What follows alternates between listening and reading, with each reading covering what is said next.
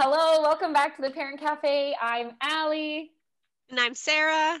And we're joined today by Anna. My name is Anna Vander Haeghe, and everyone just calls me Anna OT, because I've got this long last name and no kids can remember it, and mainly adults can't either. So I'm just Anna, the OT. Therapist. Welcome. Yes, welcome to our podcast. We're so Yeah. excited that you're here today. Yeah. Thank you for inviting me, you guys. It's very exciting. Yeah, I'm so excited to learn everything about you and what you do, because I have an idea because I Googled it. But like Google's Google, so I'm getting the Google side of everything, but it's going to be really exciting to hear from you and your daily experiences and what you do day to day. So that's awesome. And then obviously the services you provide to Edson and families in Edson. So that'd be cool. Yeah, I think a lot of people have heard the OT reference before, but then they're like, I don't know what it is. So I'm so glad you're here to explain that to us. Yeah, and I'm excited to explain it. And because my whole career, I've always explained it. So even after this, and everyone's like, oh, I get it. And then you forget later. Don't worry, because that's okay. Occupational therapists go to university. It's a master's program across Canada. And so we are in the rehab medicine department. So along with the speech language pathologists and the physical therapists. And so that's where we get our training from. And as an occupational therapist, our kind of role is to help people kind of in 3 areas of their life. So either in their occupation, so things that keep you busy, things that are leisure or pleasurable, kind of spare kind of activities that you do engage in. And the third area would be things that you do for yourself, like things that you do to take care of yourself. And so those are the 3 areas of that occupational therapists work in. And so what that means for children is really different than what that means for an adult. And so an adult might be, we might help them return to work after an illness or injury, or we might help them be able to dress themselves and shower themselves and feed themselves after a stroke or something. Or we might help them get equipment so that they're mobile, so like wheelchairs or walkers and things like that, and work with physio to help them be able to get around or pursue leisure activities that they did before, such as gardening or things like that. So in the sense of with it being an adult, it's usually an acquired injury or illness that results in a deficit in your ability to look after yourself or do your leisure activities or engage in work. But with children, it's more often developmental in nature versus they are born like that, and they might have some differences in their development. And so with children, they don't have paid work, obviously. I hope not. But what we do for productivity or work for children is it's learning. So children's job in that their big job is to learn, and to develop skills in a certain kind of sequence and order. And so that's productivity for children. Their leisure is like play, and socialization, right? And then independence, or their activities of daily living, or ADLs, would be their ability to learn how to toilet train and be independent dressers and brush their teeth and sleep, and all of those things that are associated around caring for themselves when they are learning those skills. So those are the 3 areas for kids that as an occupational therapist I look at and help families with. Yeah. You do everything. There's me, and then there's speech and language, right? And the speech pathologists help with overlap, of course, with those things. And then again, physio with the really kids who are really involved with their motor skills and such like that. So when would a person think to connect with an OT? Like, how does that happen? I guess as a parent, if you have some concerns about just the development your child might be showing, and so that would be a time that you might want an opinion or go to a professional about that. Usually with I've been an OT for 22 years now, and so usually as a parent, parents main focuses are children learning their language, so learning to talk, and learning to walk and move around. And so usually those are the two big areas that parents are concerned with first with children. And so very often they will go and go like to the health unit or someone, somewhere like that, the hospital, and ask for, to see a speech therapist or somebody like that. They might also have early difficulties with feeding, transitioning from nursing or bottle feeding to solids. So that transition period of feeding is really difficult, and that would be a reason why they might go and seek out some help early on. And so those are probably the the main ones that parents usually go to first, and they may not come to me as an OT first with that, because they're concerns that are a little bit more like important for the families and age specific, like usually kids start saying first words, and if they're not saying those things, well, they're usually not independent dressers by then, like that's just normally like the developmental. They go hand in hand. That's right. So it's you're not too concerned when your 2-year-old isn't fully dressing themselves, We better write that down. Although some parents, they're like, oh my God, my 2-year-old has to dress themselves. It drives me bonkers because it takes them like 20 minutes. You're like, oh, true. Yep. And so I guess those would be some of the big areas why. Some of the other things that parent might come and want to see an OT would be that there's some of the behavior stuff is they're having a really, really hard time with the children's behavior and trying to figure out, is it because of lack of communication, which a lot of the times it is. And sometimes it can also be sensory processing and regulation difficulties at a really young age. And so working together with the speech language pathologist to try to figure out some of those underlying reasons behind some of those struggles parents about to pull their hair out, right? Right. Generally, though, I usually start hearing from people around age 3.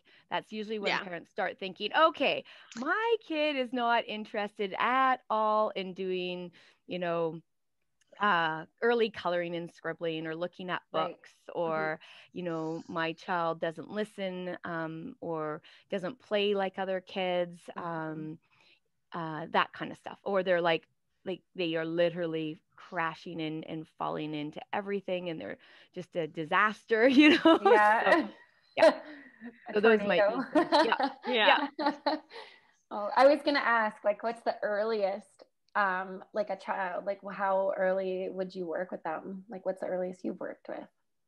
Oh, newborns. Oh, okay. So yeah, you can, I mean, there's children, even like babies, learning how to bottle feed, and so the whole like suck, swallow, breathe that they need to learn, sometimes that is impacted by children, little infants and stuff. And so working with if there's a nurse again that can support some of that, or a speech language pathologist that can help with some of that early bottle stuff, and nursing, like OTs work in ICUs with and NICUs with babies, for learning how to actually preemies and stuff like that, how to actually nurse and drink without fatiguing themselves, and getting that coordinated action that's required for that. So myself, I probably the youngest would probably be around like 6 weeks old that I started working with kids in this area. So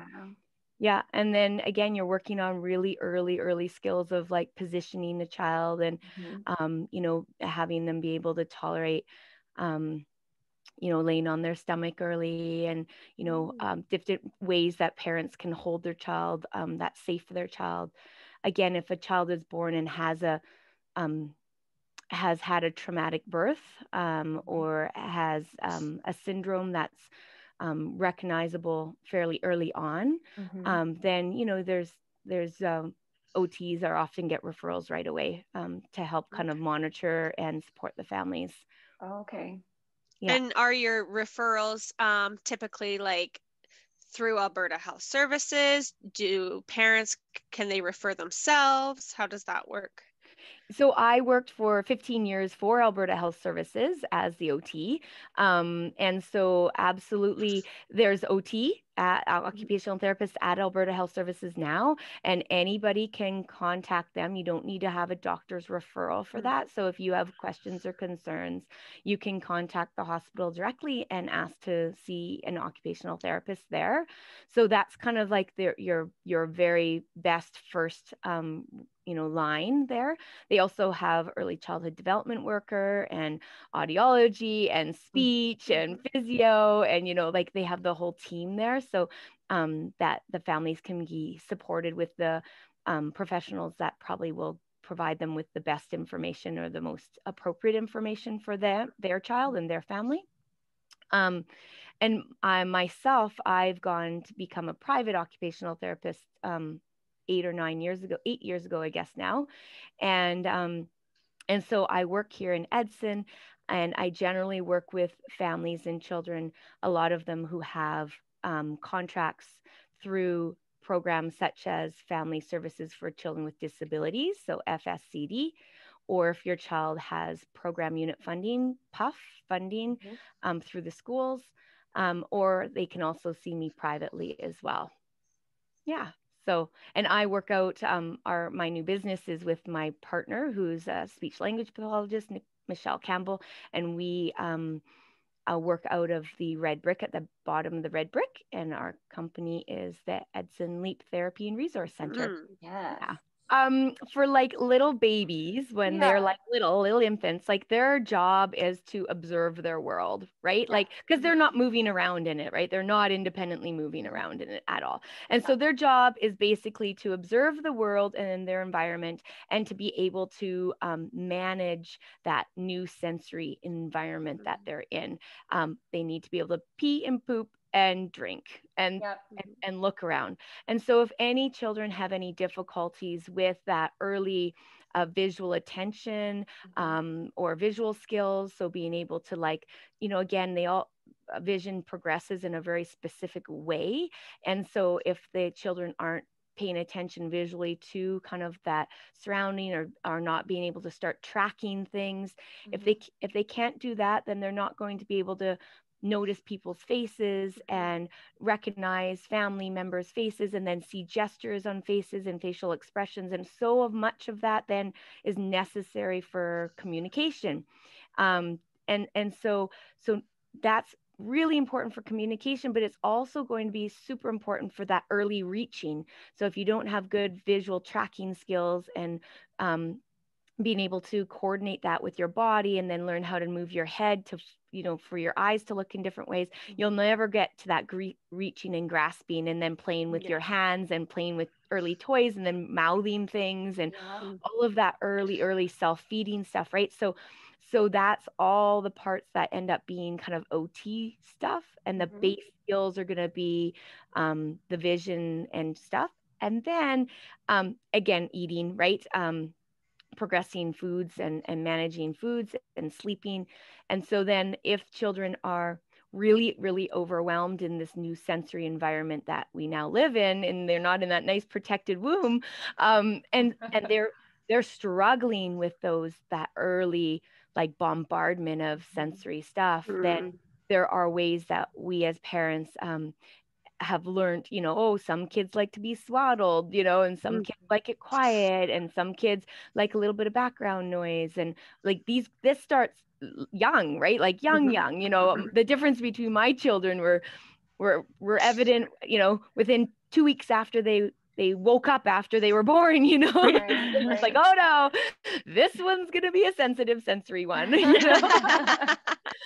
Doesn't matter how much I'm trying to not make you like that. It's not going to happen, So, yeah. So then again, sometimes it's just offering some tips and strategies around kind of sleep. And a lot of those things are things that parents are already told, and they just know that, or the mother or grandmother or great grandmother says, try this. And then there's reasons why it works, right? Yeah. Give them a warm bath, swaddle them in something, those are all sensory things that help them calm and relax when they're just little babies. Have a beer to get Yeah. your breast milk flowing. Yeah, right. No, no, no. No, I've heard that one. Those are good. Those are good old ones. Yep, yep. Old wives' tales. Yeah. I've heard a lot of them. I've heard a lot You've of probably them. heard them all. Yeah. Yeah. I wish I would have written some of them down. Yeah, I was gonna say Yeah. someone needs to I wonder if there's a book. Make a book. Yeah, with all the crazy ones that are maybe not so good, but and have maybe we can do an episode. Yeah, like a Mythbusters. Yeah. Oh, yeah. Well, that conversation kind of leads us into some parenting tips. What would you recommend for parents if they're looking to maybe do some OT work, but they don't think that they need to come see you yet? What could they do at home? So maybe some tips and tricks. Yeah, you bet. So I was thinking about this and trying to say because there's so many themes. Yeah, there's many ideas.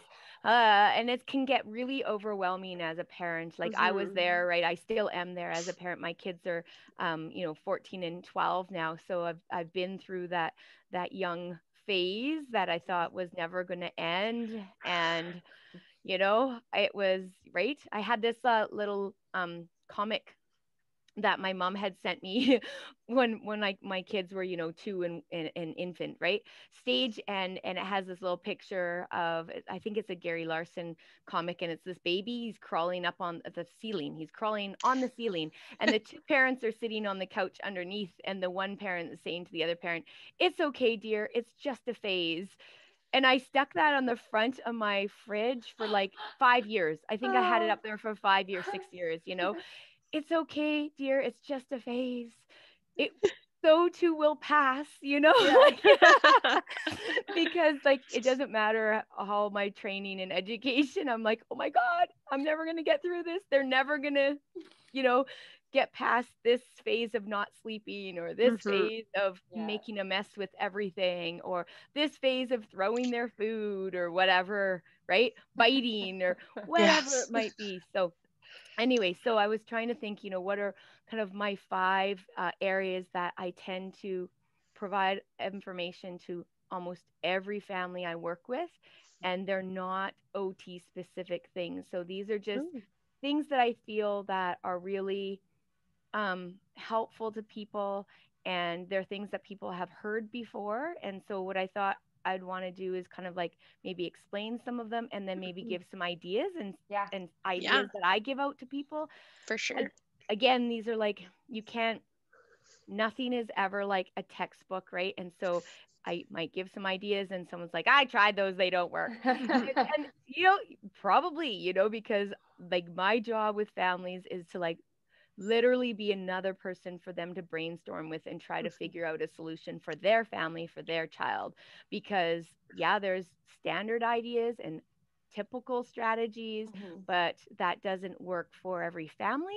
That doesn't work for every child or every parent. It might work for one parent, but not the other parent in the house. And so I'm trying to find a variety of things. So if your first thought when you're listening to these things is that doesn't work, I challenge you to give it another chance, and see if you can approach it from a different way, maybe, and see how that results for you. So I think that's just so important to say, because I think a lot of people have tried things that especially on the internet, there's so many things out there. It's oh, I've tried everything, but then sometimes you do have to retry it, or your partner has to try it and it works for them. And everyone is so different. We take things differently, so your child's going to take it differently. So thank you for saying that, because I think that's so important. Yeah, and revisiting what something didn't work a few months ago, like I can't emphasize that enough either. Like sometimes your child wasn't quite ready for it, or Right. sometimes maybe you weren't quite in the Yeah. right space as the parent trying to do it. And because I am the first to admit, right, that I've tried things and they just Mhm. backfired, and I'm like, that's a stupid strategy. And I'm annoyed and mad, and then I like, calm down and relax, and I think Yeah. about it later, and then I try it again a few months later, and I'm like, oh my God, why didn't it work the first time? Like, Yeah. so trying to like just keep those like items in your like repertoire, and then like Mm-hmm. try them again. and Mm-hmm. and just because of it didn't work for you once, it hopefully can work for you as when you try it again, Yeah. or set it up slightly different, right? That Yeah, has a lot to introducing do, it. exactly, and that has a lot to do with like readiness, right? Because Yeah. Mhm. it's kind of like, okay, what age can I try my child like swimming in the pool? And you bring them at 6 months, and Yeah. you put their head underwater and it's like disaster. No, like, and then parents are like, no, I'm never going swimming again. That was terrifying. We're like, no, just try again in like a month, because they might be ready at 7 months or 8 months, Yeah. and maybe 6 months just was too early for them. But Or it's they just, go home later that yeah, day and they're doing it themselves in the bathtub. right. That exposure. Yeah. Yeah. Yeah. Yeah. So I guess and so the first couple ones I'm going to talk about, people are probably really sick of hearing them, but I think they're like really really critical. And so please don't shut this off when you start hearing me talk about these things. So the very first thing is physical outside play. So Yeah. physical outside play is critical. There is tons and tons and tons of research to prove this and back this up. And we've lost a tremendous amount of this over the last two generations. I mean, you think back to my grandparents' generation, my parents' generation, my generation, the difference in the amount of time that was spent outside Mm-hmm. as young children, like young children. And then of course as slightly older children, you can think back of how much freedom we were given to be outside, or Mm-hmm. told get out of the house, kind of thing. You're in my hair, and Yeah. get out of the house. So that I can't emphasize enough, and this has to happen by like just doing it. Like you Mm-hmm. can't just like go outside and play, kids, and figure it out if they've never had that opportunity to go outside or watch what you do Mm-hmm. outside, or have any models for that. And so because we have less neighborhood children roaming and playing together, or even just going from yard to yard, Yeah. than we did in the past, it ends up being on us as parents to have to do that, which unfortunately, because I was there, right? I had a 2-year-old and a newborn. So I was there in the sense of, oh my God, I have to be in the backyard the whole time with them, because I can't Right. leave my 2-year-old out there by themselves. And it's true, like, Mm-hmm. right? And I don't have neighbors, or the neighbors weren't over in my yard, and I don't have relatives living with me that could look Mm-hmm. after them in the backyard. And so, yeah, it required me to decide and choose that that was important for my child's development, and my sanity as well. Mhm. Um, so, what this does is outside time will help with decreasing a lot of issues that the families come to me with. So the families come to me with things like, my kid is hyperactive, their activity levels like all over the place, they're climbing everything, they're off the roof, they're in my cabinets, like Yeah. Yeah. they just run everywhere in the house, they're crashing, they're whiny, they won't Mhm. sleep, they won't eat when it's time to eat. So you have all these issues that they come to me with. Those are the Mm-hmm. issues. And I say to them, well, how much time do they get outside? Oh, well, sometimes we go out. Like, how often do you go out? Do you go out every single day? No, no, no, we can't do that. It's just like too much for me. Mm-hmm. But the kids are hardwired. Like, children are born hardwired to explore their environment. That is Mm-hmm. how they learn. The only way children learn the sensory environment is by experiencing sensations. Mhm. Yeah. They have to experience all the sensations. You can't just tell a child, oh, that thing is slimy, don't touch it, right? That's Right. dirt. It's gonna get stuck on your hands, and then you're gonna wipe it on your pants, and Mm-hmm. blah. Mhm. Like, they have not had the experiences to feel it, Mm-hmm. make really solid connection in their head that mud feels like this, and when it's wet mud it feels like this, and when it's slimy mud it feels like this, and when it's clayey mud it feels like this, and when it's, you know, a different amount of consistency, this is what it feels like. We can see it and look at it and know because we've experienced it. Right. The only way that children are going to actually know those things is experiencing it. So they drive us nuts by touching everything, and they drive us nuts by climbing and splashing and experiencing everything. And we know what we like, don't do that. You're gonna, you don't need to do that. Well, they do.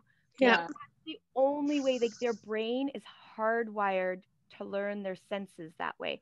And if they don't have those opportunities to feel those sensations, either touch sensations or movement sensations, then that results in delays in gross motor skills. It results in fear and anxiety over textures and mess and things like that. Right. Because they haven't had the opportunities to actually experience it, and their brain to actually process, hey, that this is normal, this is okay, or this is what I do if I don't like it. So those skills are so important. So during that outside play, that's when they can move. That's when they can feel and touch things. That's when they can hear things, see things, smell things, taste things. I mean, right? Grass goes in the mouth. Leaves go in the mouth, right? Like, I mean, everything goes in the mouth. Everything. I mean, we never fertilized our lawn for the first how many years of life, right? Like, there was no of our children's lives, right? There's no point, because everything's going to go in their mouth, and they need to experience it. Like, they're gonna suck the like dandelion in. Oh yeah. And all the little floaties are gonna be in their mouth. And then they're gonna gag and spit it out. And they're gonna, guess what? They're gonna do it again to see if the same action happens. Because they're like, oh my God, what just happened? I've never experienced that before. Let's try it again. And you're like, what that, you goofball, you know? Yeah.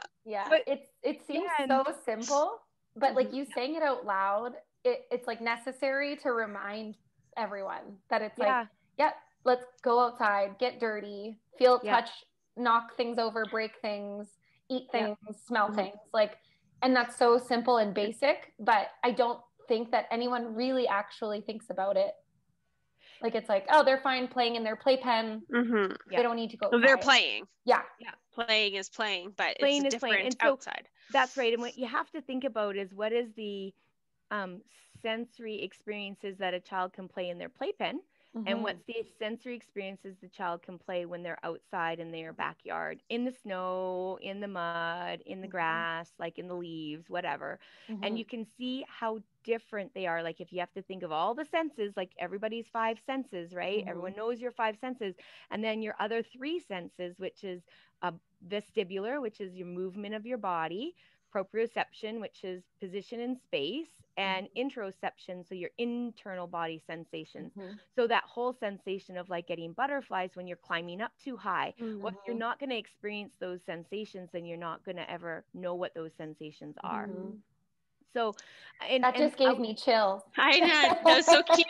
I loved it. I just think of, like, for Abby, like, for like the other day, for example, I've been doing this since she was little. It was super windy outside, right? And then that big, like, the hail was coming. So I just wrapped her in a blanket. It was like right before bedtime. So I just wrapped her in a blanket. We just stood outside and we experienced like that big wind gusts and like the hail coming down. Like, it wasn't hard. It wasn't going to hurt her. It wasn't that bad. But it's like, so we were catching it on our arms. We were looking at them. We were catching them. We were watching the trees blow. Like, it was like 5 minutes, right? But she got that quick experience of what like the big wind was, and like the sounds and everything together. And I've been taking her out since she was like a little baby, and just experiencing those quick, oh, it's raining, we're gonna go stand outside for a minute. Yeah, because again, like, you know, if they don't feel what the rain feels like on their skin, that it feels like little tickly pin prickies or whatever you want to call it, you know, if they don't feel that, if they don't feel that it's wet on their skin, you know, and or it's cold or warm or cool depending on the rain or the wind or the right temperature outside, like, those are experiences that you can't teach that. Nobody can teach that. If I've never Yeah, you can't teach rain until you experience rain. Right. And additionally to the whole sensory stuff, like all those sensory experiences, and that's how people learn and that's how children learn. Mm-hmm. Um, is that like when you are outside and you're moving your bodies and all that kind of stuff, like it's going to release those like feel good neurotransmitters that your brain releases. And that is proven like time Mm-hmm. after time in studies that that is one of the main strategies for depression for people, right? Do something that makes you feel better so Mm-hmm. that your brain releases those feel good neurotransmitters. And so time outside in the fresh air also does that. So that's going to also help, hopefully, you as a parent to provide some, some a bit of time to just like decompress a little bit as a parent. Because again, it's like in the house, you're like, don't do that, Right. don't touch that, stop throwing the Mhm. book, stop doing that, stop hurting the cat, like you're just like all the time you're just like nag like, or right, I mean, so many times you get in that loop of being like that as a parent, and then you're like, I don't like being like that as the parent, that's not what I wanted to do. Oh yeah. Yeah, So I so feel anyway, that. yep. I don't know what that feels like, but Yeah. I But even like for example, like for yeah, your dogs, if they're yeah, inside or whatever too they're much, pent like up. It's They're the same. like everybody. I always yeah. compare my dogs. I'm like, I know dogs are nothing like children, but like they're not comparable, but they are in some ways. Like, Yeah. Well, they're just like you're humans. Like you have to get out. yeah, Like you have to Yeah. go do but it's the same something. thing. Like, so on days when I take them for like a 10-kilometer run and they get to run, like they run so much, they're ridiculous. And if I do that, then they have like a good relaxed day. They're well behaved. They listen immediately when I'm calling them or making them sit or whatever they're doing. If I don't run them and they don't get exercise, they are all over the place. It takes me like 10 times to tell them to sit. I'm ready to like chuck them in the garage and shut the door and like get them out of my hair. But Yeah. it's kind like, I mean, It it's is the same. Yeah. comparable. It's the Yeah. experience I have. Well, and like as mammals, we are sensory creatures, right? Right. So, it's sensory environments and is our world we live in, and how we respond to it is hardwired in our brain. So it's Yeah. the neurological responses to that. So you're absolutely right in the sense you have a bored dog. Like, what's the first thing dog trainers and stuff say? Like, Go for a walk. is your dog getting enough exercise? Yeah. Yeah. Right? Number one, Mm-hmm. because a bored dog will be chewing on things because And they're yeah, a bored toddler will be chewing on things. Yeah. yeah, carrying things, ripping things, Yeah. Yeah. Yeah. dumping Jumping. things out, jumping, Yeah. climbing, like they Sometimes, yeah. Sometimes it's like that simple. Like it's yeah. Yeah. just like Yeah. it's And so one thing.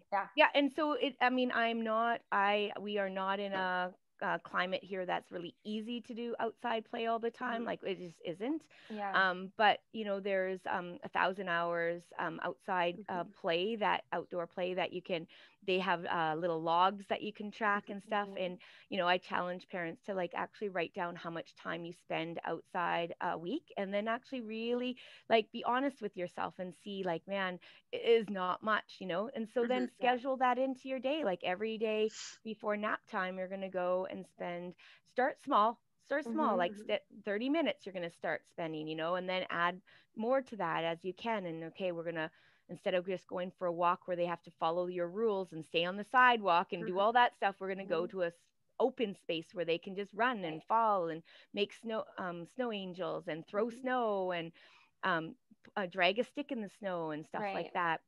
Because So they're then likely not getting the same experience just going on a Just walk walk. on the sidewalk. that's right. Not Yeah. at all, because then they're having to follow again the rules Mm. and expectations, and not move their body the way, because they're gonna run ahead of you and you're gonna go, wait, Come hold on, back. come back, come Hold on back, to the stroller. Yeah. hold Yeah. on to the stroller, right? Or come Exactly. on, Yeah. let's go. Yeah. Yeah. And so you want to get to a place where that you find a space in town. There's multiple spaces that you feel safe bringing your children, and that you can sit if you need to, right? And Mhm. because if you have two or one other children with you, um, and that you can sit and watch and you can engage as much as you need to, Mhm. and without having to be like, right, like, doing absolutely everything, because you can't do everything all the time, right? Right. So Yeah. For families that maybe do live somewhere where it's really hard to get outside, or like climate you had mentioned, or just like maybe their area isn't like the greatest for going somewhere close by, maybe they don't have transportation, just things like that. Would you say getting outside for a little bit and then like adding something into the home like sensory bins with like water, sand, things like, does that help with Yeah. those Yes. like lack of going outside? Yeah, I mean, it helps in the sense of supplementing some of that opportunity. Like, so you can literally, just use a Tupperware container, Mhm. or a Rubbermaid container, and you can go outside and put snow in it and bring it in the house, and the kids Mm. can play with the snow, sit the whole thing in the bathtub, and an empty bathtub, right? And the kids Mhm. sit in the bathtub and they have their container of snow and they can make a mess in there, Right. and they can experience all that. You can do that way. Of course, you can use other sensory items as well in those tubs and bins. Mhm. It just is harder. Like, it's great, I love them. I One of the things I recommend a lot to families, but it is also out of the comfort zone of a lot of families, and Mhm. um Mm. I understand that and I respect that. So if you can't handle, as a parent, and your anxiety goes up so much when you have a container that's filled with something that's going to get all over the place, Mm. then it's probably not good, because you're going to already be You'll be doing the um, same thing. Yeah. you'll be Yeah. hovering on your kid. You're going to be Right. getting upset when they dump it by mistake. Like, you're going to Right. be freaking out. And that's not the point of it either. So Yeah. trying to really find something that you can manage. Like, Mhm. I personally, there was no way. Okay, I'm the OT, right? So there's no way we are going to have a rice container in my house. Like, that is not going to happen. Okay, so we did not ever have rice in a container. We did not have lentils in a container. We did not have those little small things that went flying all over my hardwood floor. Like, no way. I was not going to have it. Oh But no. I personally was able to manage a Play-Doh at the table. Mhm. And Mm. Yeah. I had a really firm rule.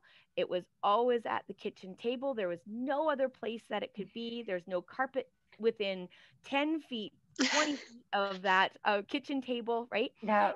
And I could do things at the sink and do like prep for food or wash the dishes, and the kids could actually make a total disaster mess of the Play-Doh, and I could manage that. Right. And I could manage, because you can take it off the hardwood floor pretty darn Mhm. easy. And the kids had no socks on, and then the socks didn't tromp it all over the place, right? Right. So there's strategies like that too. Yeah. So But for parents finding something that yeah, works for them, like, so if that's it right. is paint, maybe it is rice that they're comfortable with because they That's can right. just vacuum it Mhm. up or That's whatever. right. Yeah. Find Yep. your Find your comfort. thing. Yeah. Yeah. Yeah. Yeah. If it's Or water, it's maybe water. you If do it's Yeah. seeds. You have birds at home. You can let the birds out. They can clean your seeds up. Yep. No Or problem. dogs. Dogs. Do it outside. I know it's Yeah. harder, Yeah. colder and everything, but I mean, I did. You just do it outside. Yeah. Do it Yeah. on your deck. Yeah. Sit I see lots of people put out like water tables Yep. with like water beads and things like that outside all the time. So Yep. yeah, super Absolutely. cool. Okay, the second big one, and again, parents are going to roll their eyes on this one, because that's usually what I get as a response, is to reduce screen time. Important. And um and so some of this will naturally happen if you do add more outdoor time. So if Mhm. you're able to schedule in an hour of outside time a day, then that's probably an hour less of screen time that you're going to have to be fighting with your kid about. So that's um really important. And the main reason that screen time, I recommend, and every pediatrician in North America recommends that too, is that it takes away real life experiences for children, period. So it takes away the opportunities to engage in a sensory environment, and experience experiences that they need to experience. So the rule, the statement from pediatricians in Canada and the US is no screen time for your children from birth to age 2.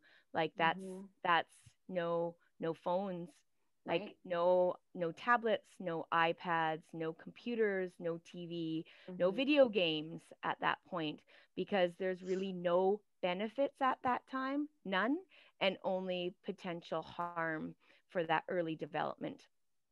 And the reason for that is, again, I keep saying hardwired.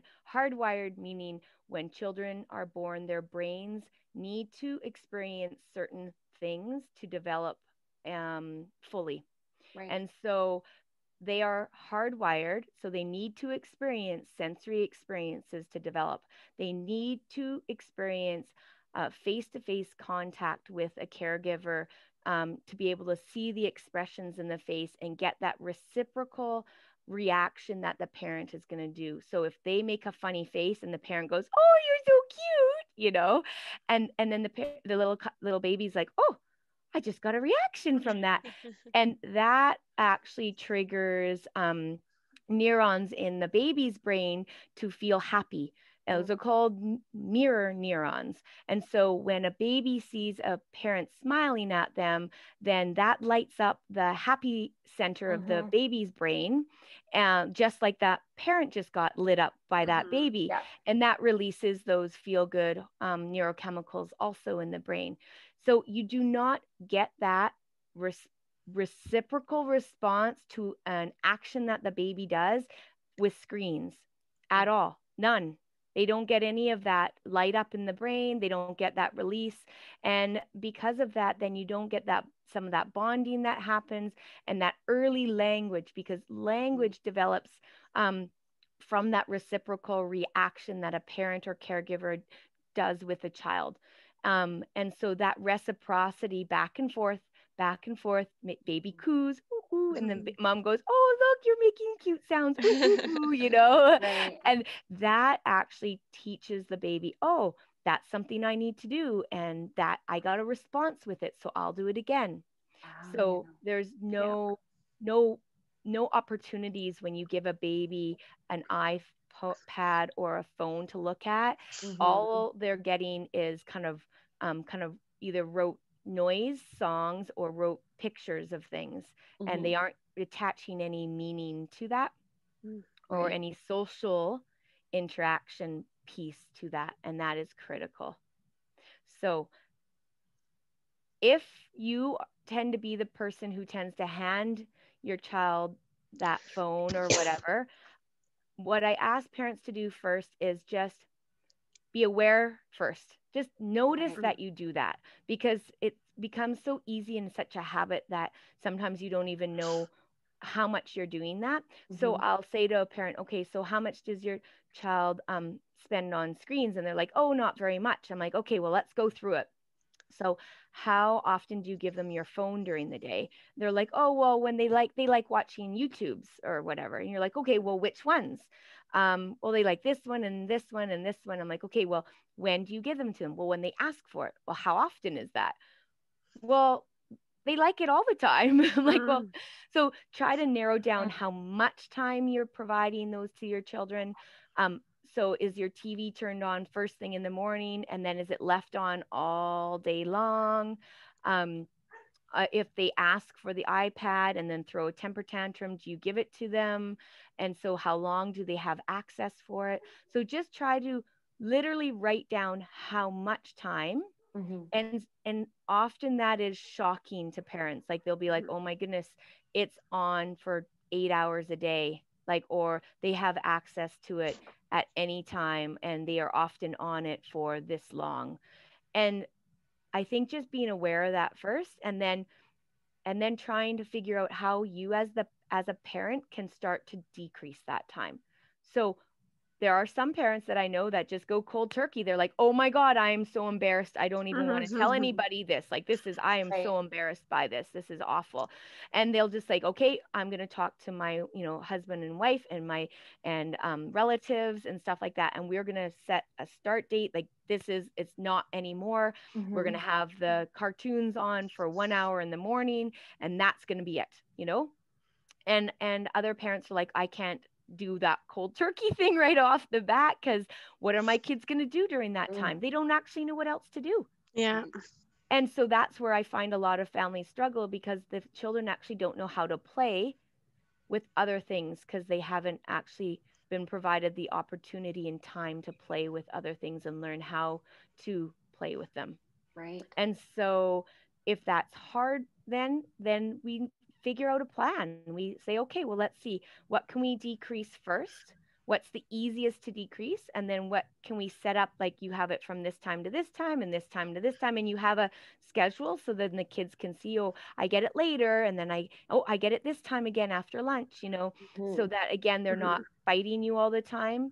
Because as soon as you introduce screen time, like, and every parent can contest to this, as soon as you introduce it, guess what they're going to ask for? Screen time. Screen time, videos, movies, and they just will, because it's like eye candy. It's it releases also some neurochemicals that are very addictive, and so that's why they can't help it. They want more of it, just like us as adults. Like, as we're scrolling and doing the scroll thing, it is addictive.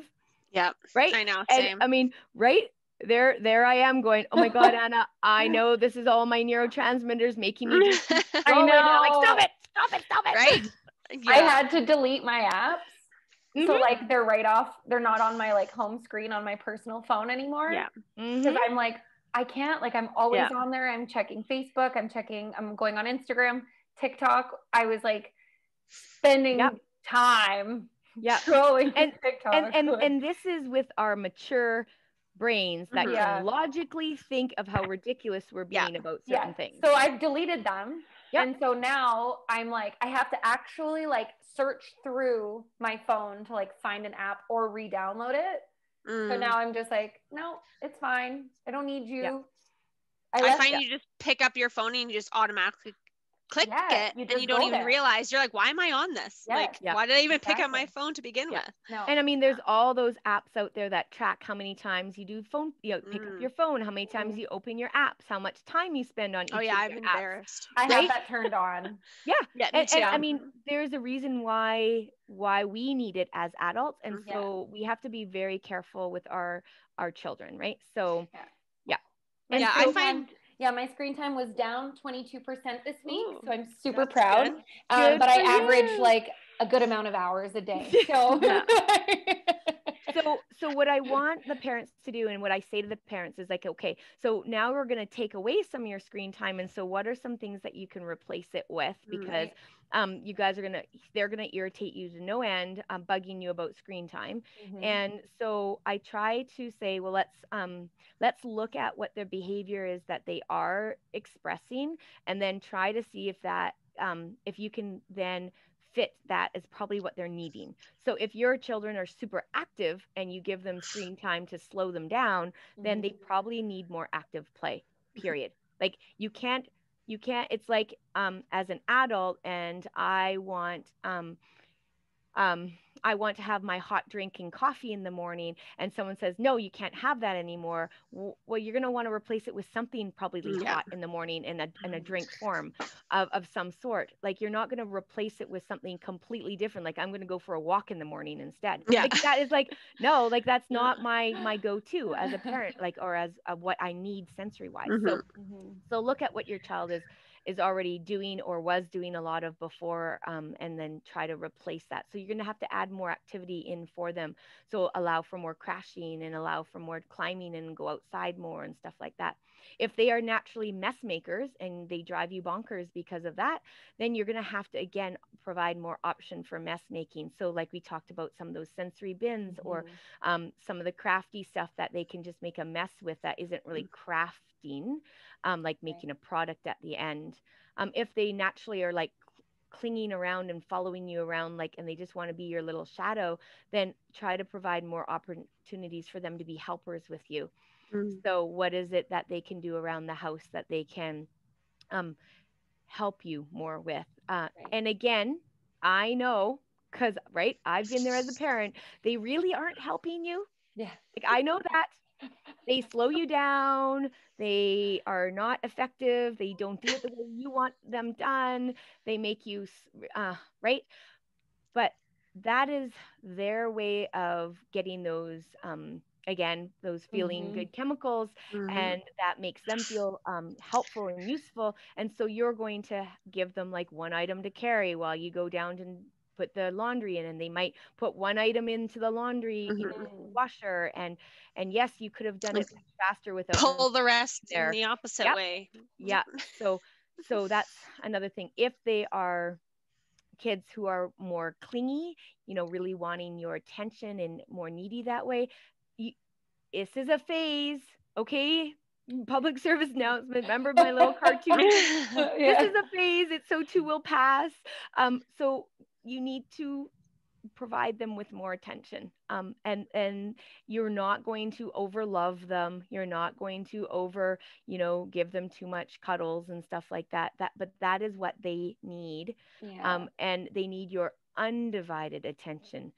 So if you're on your device while giving them attention, that's not giving them your undivided attention, and they will act up for more of your attention.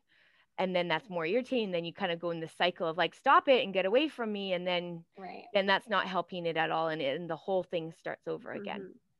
So yeah. So, and then offering my other big suggestion is then again, making sure they know what their play choices are.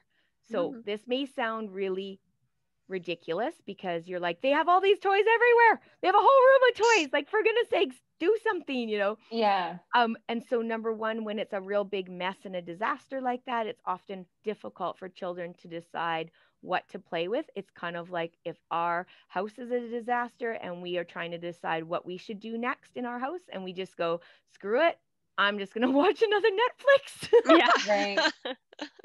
Right. It's just easier to make a decision, easier to do that than make a decision of what I should choose to look at and what I should choose to tackle. So I would suggest that parents try to kind of limit their toys, put some stuff away in closets and spaces, and create some, some little, some tubs and stuff of books, and a tub of, it doesn't need to be pretty and on shelves and all that kind of stuff. You just need a couple bins there,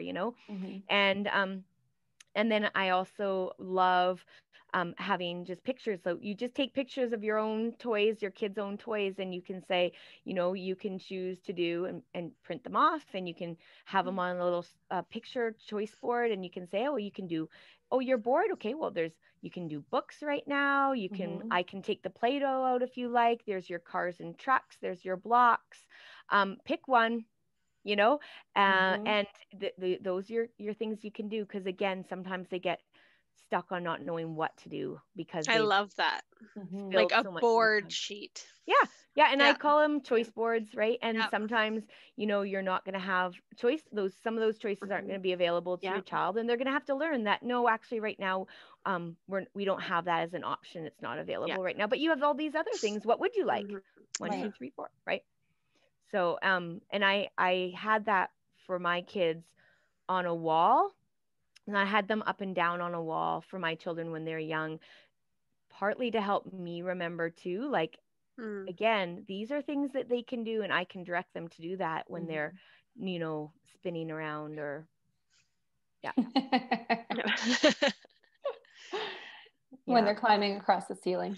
That's right. Yeah, that's right. So that kind of goes into my third point then, actually, naturally, about so my third suggestion that I talk to parents about all the time is kind of creating some structure and predictability for your child. And I want to explain it from a parent point of view, like an adult point of view. So like all people thrive on predictability and structure.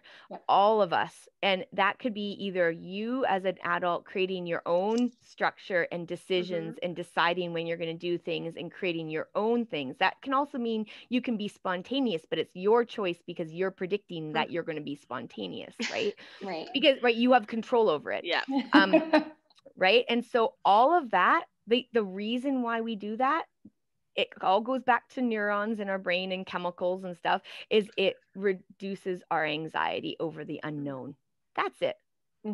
So if we don't know as adults what's going to happen coming up, then our anxiety goes high, and we can get, our brains being silly and thinking of all ridiculous situations and scenarios. And because children are really little and they don't have that frontal executive thinking of what's going to happen next and what are the consequences and reasons behind this and why is mom telling me to do these. Like they don't have any of that stuff. Like that part of the brain is not there. They're all this sensory, oh, I want this and I like this and oh, let me touch that. And so if they don't have that ability to predict why things are going to happen or what's happening, then they're going to be very anxious about like what is going to happen. So if we create structure and predictability, then we can help them understand that this is what we're going to do. So this can look really big, like your day can have structure and predictability.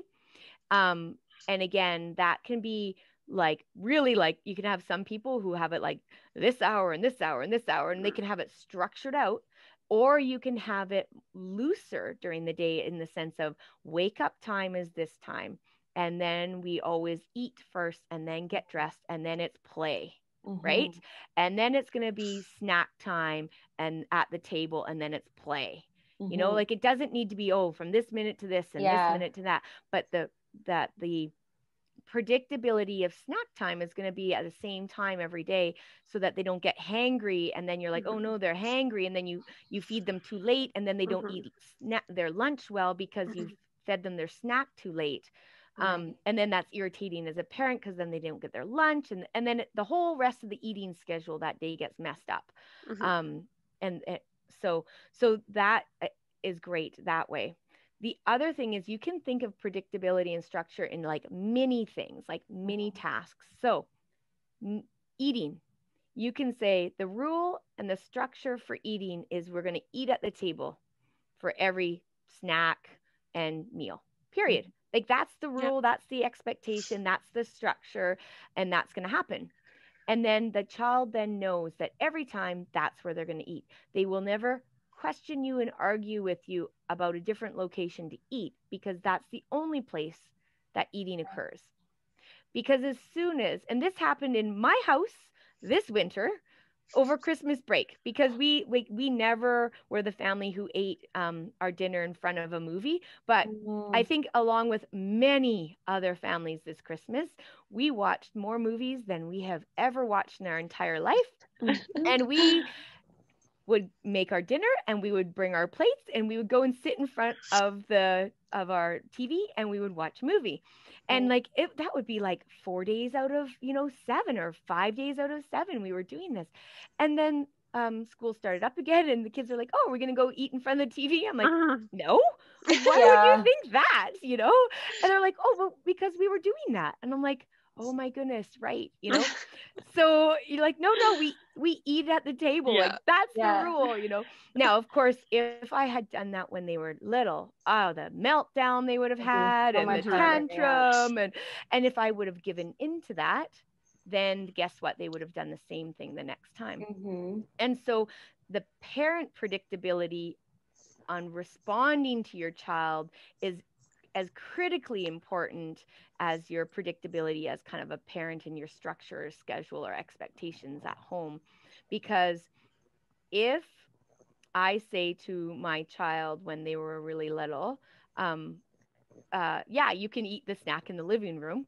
Right. And I let them do that one time. That was pretty fun for them. Like that's a new experience. They never got to do that before. That was pretty cool. And so they're going to want to do that the next time. And then if I say no and they whine and cry and complain about it and I finally give in and say, sure, whatever, go eat out there, whatever. And so they just learned that if I whine and cry and carry on enough, my mom will give up because I've worn her down long enough. So smart. Yep. And they will do that. And they don't care what you think as a parent. No. That's not their job. Their job is to experience life. And that's it.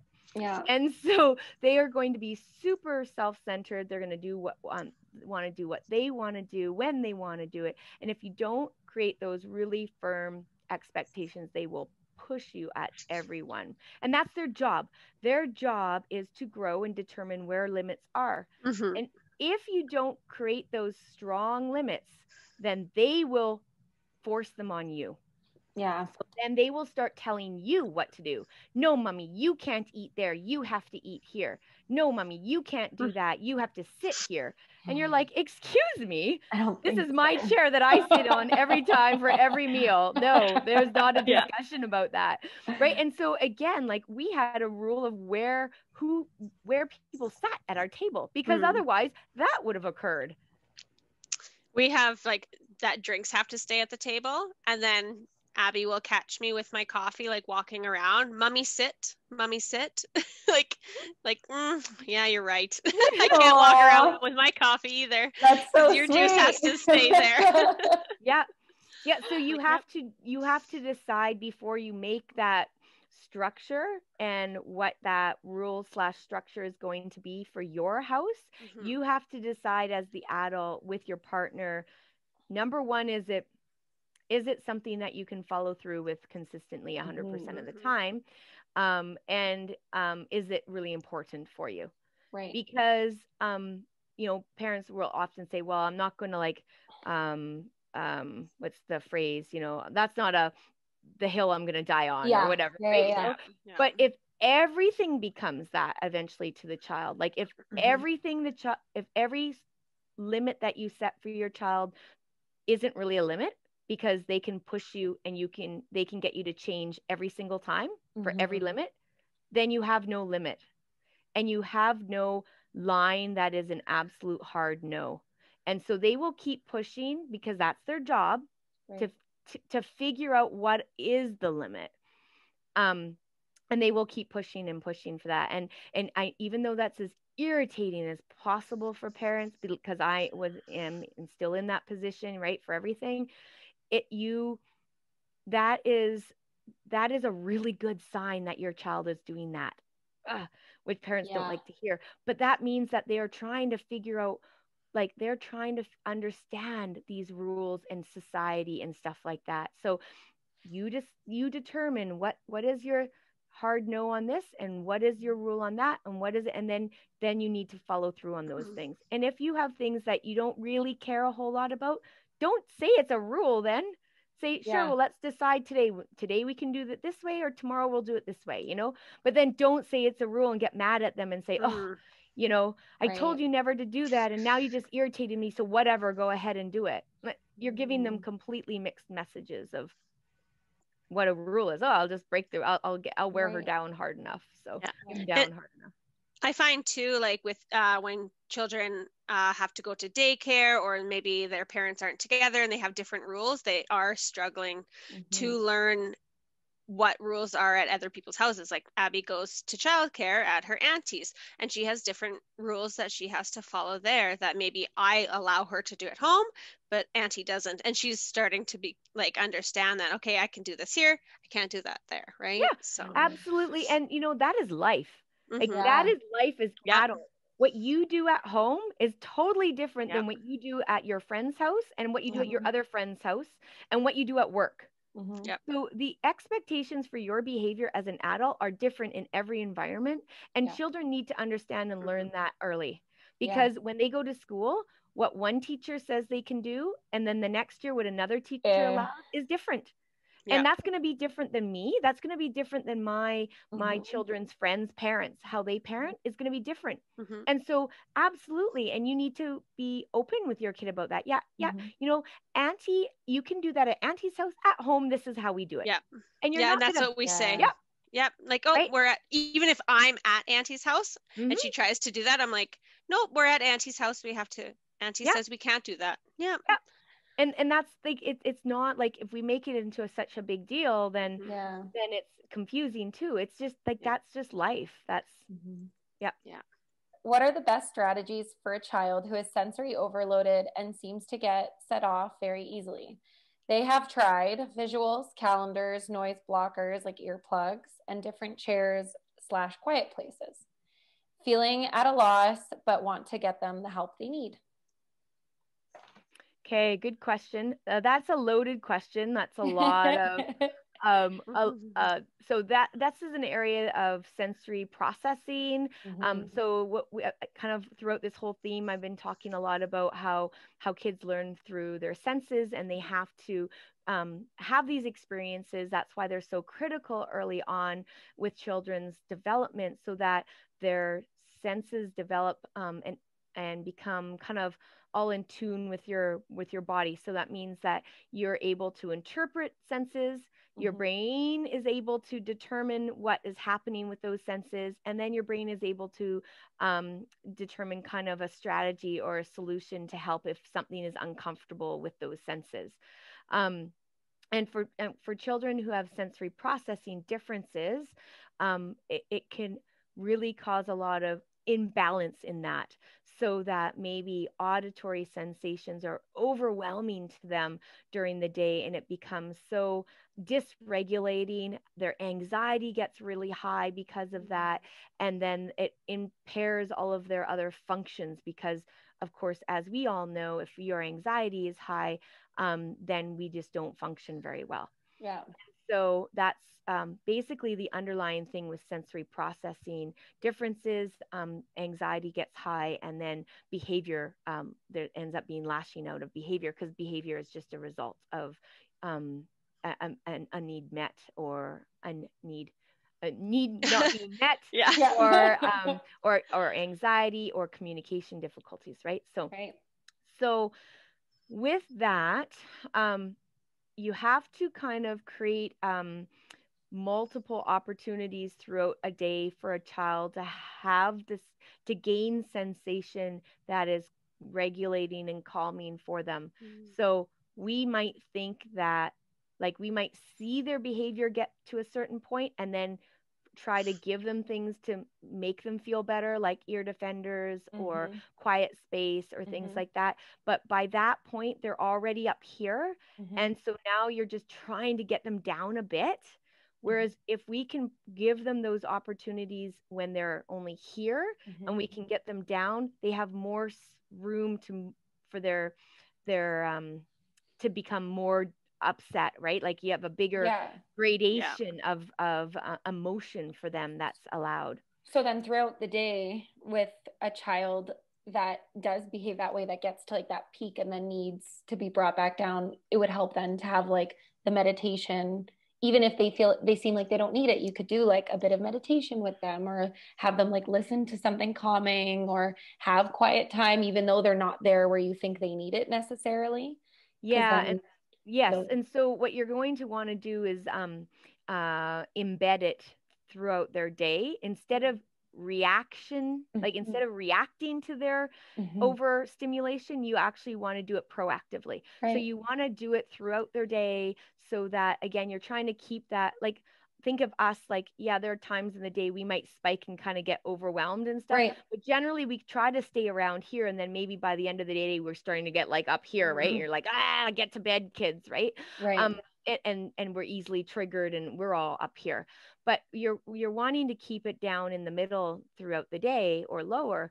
And so you're going to give those opportunities for the child throughout the day. Now, what works for one child is going to be different for every child. Just like if I ask you, like, what do you like to do that makes you feel good? And then I ask you, what do you like to do that makes you feel good? And you're going to have different answers, all three of us. So you, just because you as an adult or the parent likes this thing and thinks this would help your kid, that might not be what it is. So you need to really be paying attention to your child and noticing, what do they do that does bring them down? And then provide those opportunities proactively throughout their day. I think we were talking to, sorry, Anna, to Andy, the speech and language pathologist, and she had a chart where they could actually choose, like, I need sleep right now, I need a drink of water, I need a quiet space. So like having a chart or something like that where they can actually communicate it. Yeah. And so you can help your child kind of with their input to like help them figure out what are some of the things that they like, that are their feel good actions or activities that they can do. The difficulty with children who have some sensory processing differences or even a sensory processing disorder is that very often they don't recognize exactly what makes them feel good or helps them out. And they often won't recognize even their triggers of what makes them feel uncomfortable and sets them off, unless they're like already blown up, right? And so it requires a lot of detective work on the sense of the parents. And I do work with a lot of families and children regarding that whole area of helping children build that awareness of that there's your five senses, and then your other three hidden senses. So interoception, your awareness of how your body's feeling inside. So if you don't recognize that you're starting to feel angry and frustrated before you blow up, then that's interoception. So you need to be able to actually notice those sensations in you before it's too late, or before you get to a certain such extremes in any emotion, right? If you only get like wired excited when you're happy, instead of having just a happy gear, and you just go from one to the extreme, then you're missing all your internal interoception sensory cues. So I do a lot of work with families with that. And it's a slow, long teaching process, but kids and adults, we all benefit from learning more about how our body is feeling inside and noticing and paying attention to that. Yeah. Like, yeah, no, you're right. Because even for myself, if I'm like getting frustrated throughout the day, I have to like do the things that like bring me back to my baseline, or I'm just going to lose my marbles. It's just like, I better take my lunch and go on the spin bike real quick, because better go for a walk. Like, do something. Going back to that question too. So so we have our five senses, and then these three. So the most effective ones that we can use are going to be proprioception for calming. That's pressure, deep pressure sensations, touch and tactile sensations. So fidgety things that we like to draw, doodle, things like that with our hands. Vestibular, which is movement. That's why people love moving or exercise. That's why it's relaxing and calming for them. And the other one would be decreasing the auditory, which is what they're already doing, right? So eliminating that. So those are the two areas on this side and a couple areas on this side that I target first with the families, and then they really try to see if they can use those sensory strategies. So would you say then a child that is overloaded, would it be helpful to go outside and play, or are they like too far gone and need something that's like, I guess would be considered more calming? It's really dependent on the child, right? So it's going to, if you have a child who's more hypersensitive to things and you're putting them outside where it's cold, and then they're going to freak out because their snow got down their sleeve and the wind's blowing on their cheeks, and that's even more dysregulating for them, then no. But if you've got a crasher and banger and a kid who wants to be falling in the snow and is not sensitive to those things, that might be a really like get outside and throw outside for a while. So you just have to kind of know, I guess, picking up on their cues. And really understanding the sensory processing for your child. So that's a third topic. We can have you on here weekly. A third time. It's Parent Cafe with Anna. Now. We'll do a series. Hey, so that was part one then, I guess. I guess so. We'll have to bring you back for part two, because that was all very interesting information. So I can only imagine like what else we have. I think we could have talked about like topic one for like an hour. So it's true. It's true. And I, welcome parents to send in any questions, requests, or comments, or anything like that to you guys, and we can address them the next time. I'll definitely post every kind of like, opportunity. Give us your questions, and maybe we'll set a time and day when we can record again, and then get people to write in for that. So sounds good. That's awesome. Thank you so much, Anna, for joining us. Thank you. Thank you everyone for listening, and we'll catch you in the next one.